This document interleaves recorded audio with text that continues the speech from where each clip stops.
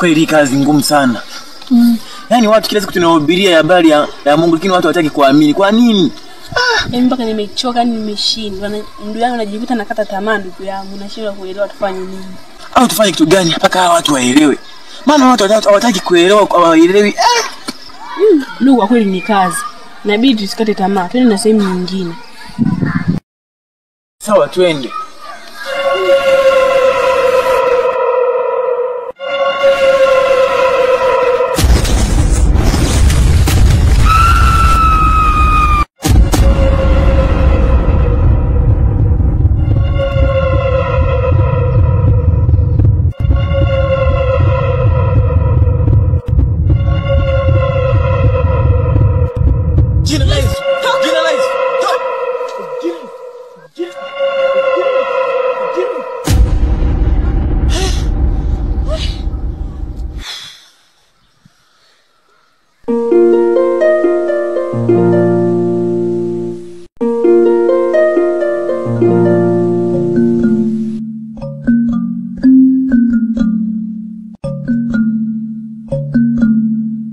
Mr. Vincent, Mr. Pasco. Naam. Habari? Salama. Nyumbani huko. Nzuri, uzama siku jana. Sasa ni njema. Uko wapi? Nimetoka nyumbani hapo.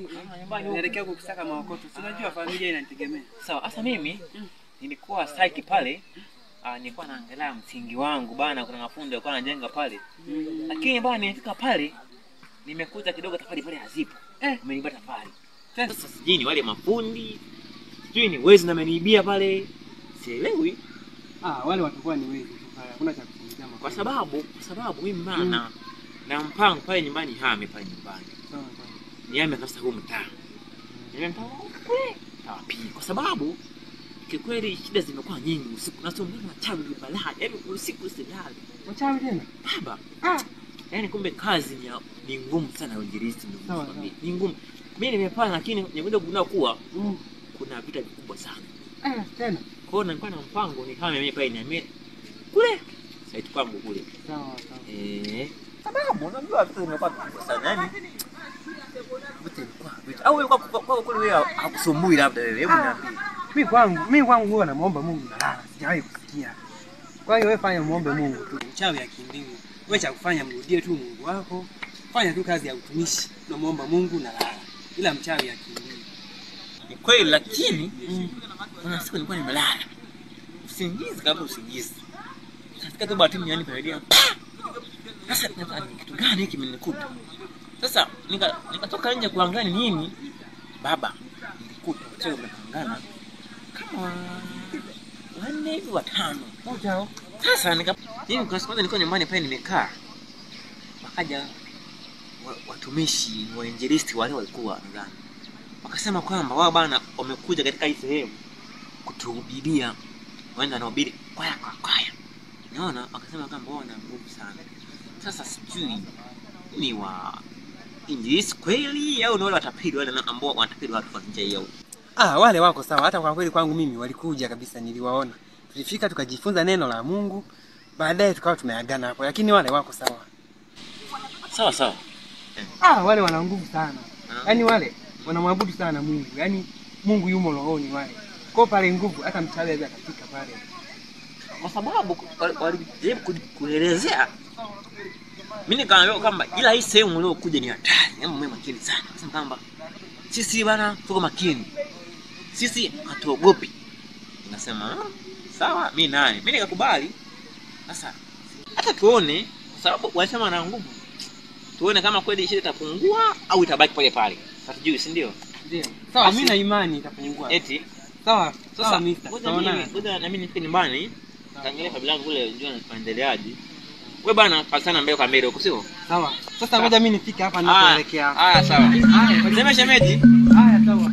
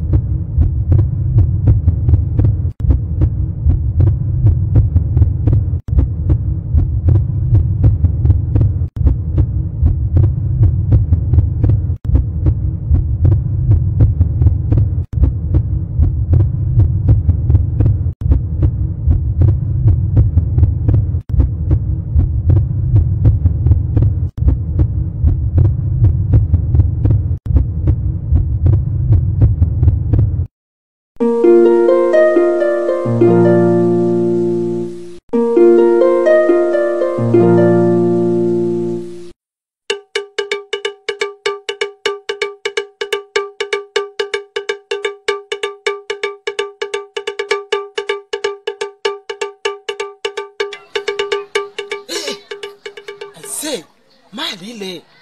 Ese ile mali ile. Ngoja niangalie kama kuna mtu ananiona. Na mtu hapa ananiona. Ile mali ile piga bisa nangu 15 pale mwanangu. Inaingia bisa akilini. Ngoja niende.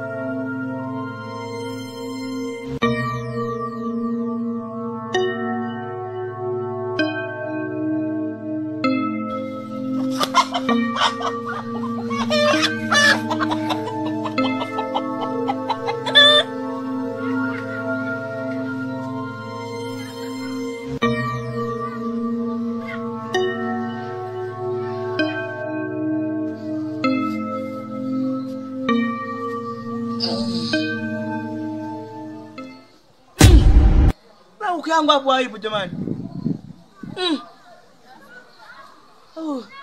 Bravo ukiangu haipo sisi jamani.